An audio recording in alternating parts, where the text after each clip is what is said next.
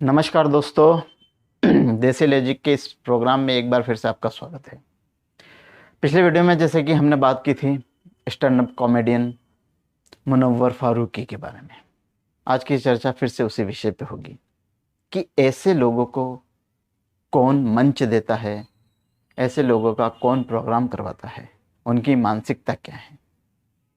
दोस्तों, कठोर शब्दों में कहूँगा कि ये लोग वही है, ऐसे लोगों का प्रोग्राम करवाने या सुनने की इच्छा वही लोग रखते हैं जो छुप छुप कर भाभी की जवानी जैसी पुस्तकें पढ़ते हैं, जिन्हें हर 8 दिन में मालाडी की गोली लेनी पड़ती है।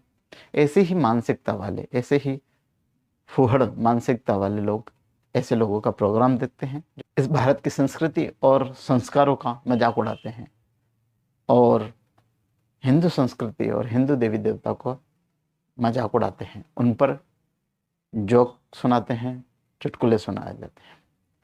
और इनको सुनकर हंसने वाले, एंजॉय करने वाले ऐसी ही फोहड़ मानसिकता वाले लोग होते हैं। ऐसी मानसिकताओं को धिक्कार है, ऐसे लोगों को शर्म आनी चाहिए।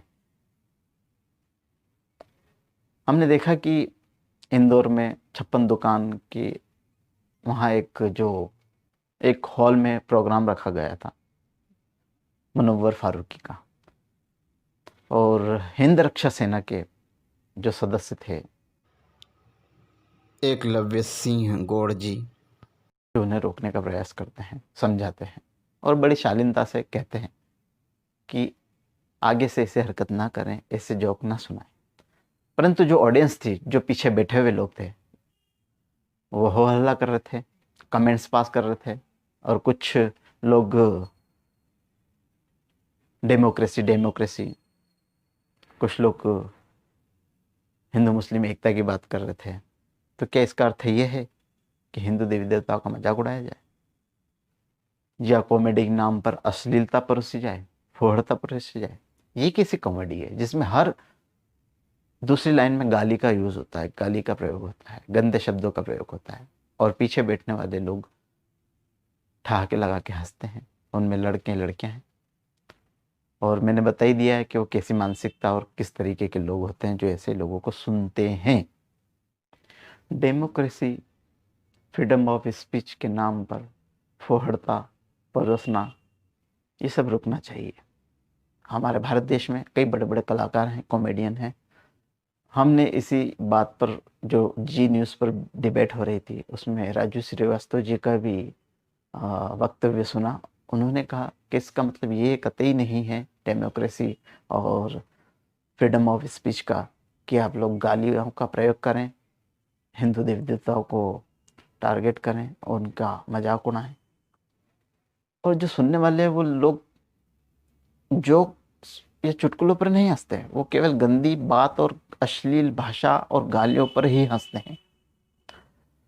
जब एकलव्य जी गौड़ साहब ने उन्हें रोकने की कोशिश की तो उसने कुछ कहा कि मेरा एक प्रोग्राम रद्द हुआ था राजस्थान में। तो उसने कुछ ऐसी बात कही जो किसी को समझ में आई या नहीं आई, लेकिन उसने फिर अंत में कहा कि अरे भाई, ये तो जोक था, मैंने ये जो कहा है ये जोक था। उसके बाद लोग हंसे। ये कैसा कॉमेडियन है जो अपने जोक सुनाने के बाद, चुटकुले सुनाने के बाद कहता है कि ये जोक था, तब जाके ऑडियंस हंसी?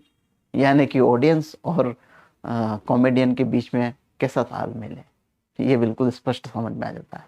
ना ऑडियंस को कुछ समझ में आता है, ना सुनाने वाले को कुछ समझाना आता है।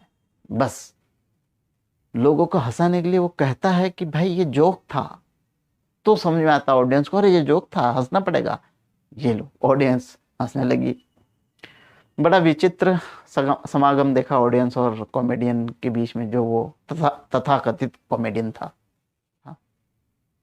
खैर दोस्तों, आप लोग ऐसे लोगों का विरोध करें, प्रतिकार करें, और आगे से कोई हिंदू सनातन संस्कृति, भारतवर्ष और भारत की संस्कृति, भारत की सेना और भारतीय परंपरा और हिंदू धर्म के देवी देवताओं का मजाक ना उड़ाएं।